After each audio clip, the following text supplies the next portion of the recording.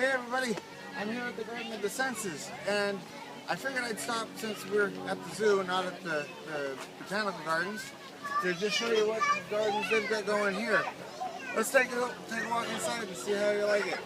I think it's going to be cool. Okay, so we're going to start just walking around. We've got some really nice beds here in the shade.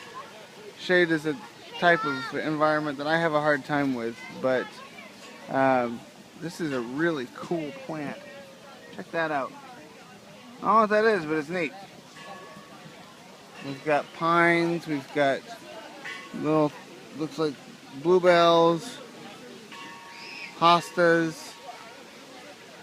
Check this out. That's a pretty bench. Butterfly bench. Pretty neat.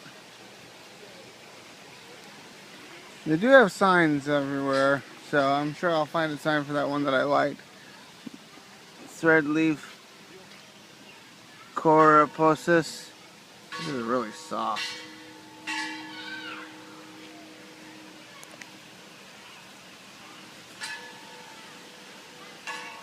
Butterfly bush. That must be this big bush in the back. We've got irises. They've got a blue spruce. The Henry Doorly Zoo has done an amazing job with this garden. They've got sculptures, they've got shade beds, they've got this really beautiful fountain. I do like this a lot. The water in the front's a little foamy, but that makes sense for what's going on with it. And take a look at their sunbeds.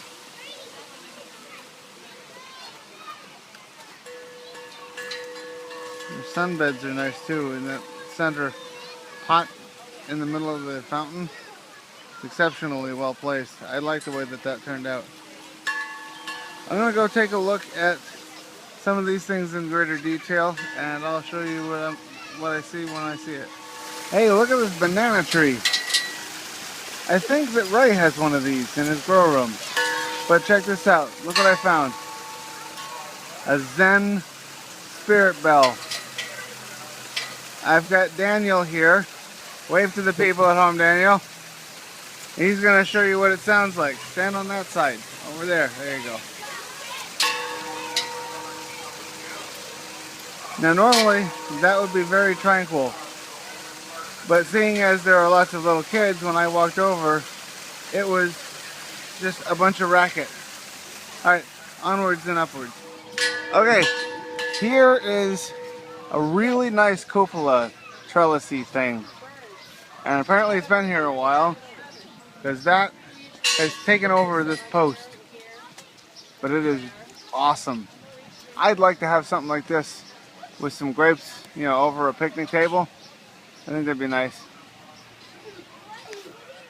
I really like this sundial, and it's in the middle of this little pond with these bird sculptures all around. Then we have this, which is a different type of structure, but I like the lattice work that's making up the supports. It's very nice. And then we have this, looks like a climbing rose. It's just taken over that part of the garden. It's really pretty. We've got another one over here. So to me, this piece here says symmetry. I mean, you've got the two exposed sides, this side and this side. And on this side, you have the two sheltered sides, which is climbing roses primarily. Pretty nice. Well, I'm gonna go check out the rest of the gardens. If there's anything else neat, I'll show you those. Of course, as soon as I turn around, I find something that to me screams pagan garden, at least pagan flower garden. It's this wooded arch crossing through what looks to be a hedge into a very tranquil path. Apparently, Perry's path. Look at the plant work that they have here. Absolutely amazing. Lovely sculptures, hostas everywhere. There's little rhododendrons and ferns. and snail sculptures. It's really nice. This is phenomenal. It's still on Perry's path, but it runs along, making a beautiful watery sound. It's down here, goes over a footbridge, goes around through the trees. Again, with those red plants are really nice. I don't know what they are. If anybody happens to know what they are, let me know. I'd love to get some. They're really cool. And then it comes around here with more footbridge and runs down another waterfall and out. Obviously my yard's not big enough to do this, but I want something small that looks like that.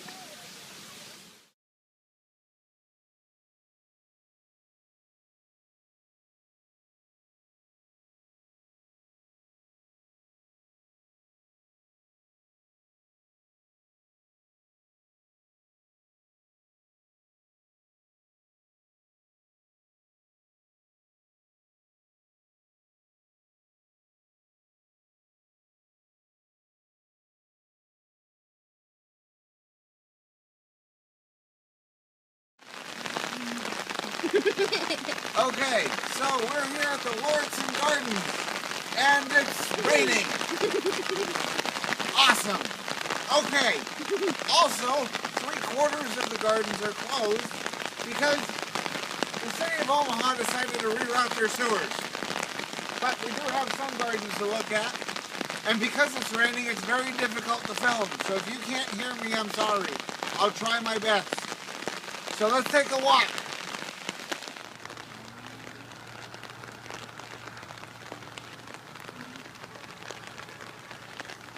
These are a collection of thornless hawthorns.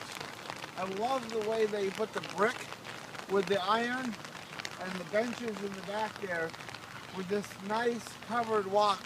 It's beautiful. It'd be more beautiful if it was sunny outside, but it's beautiful. I like it.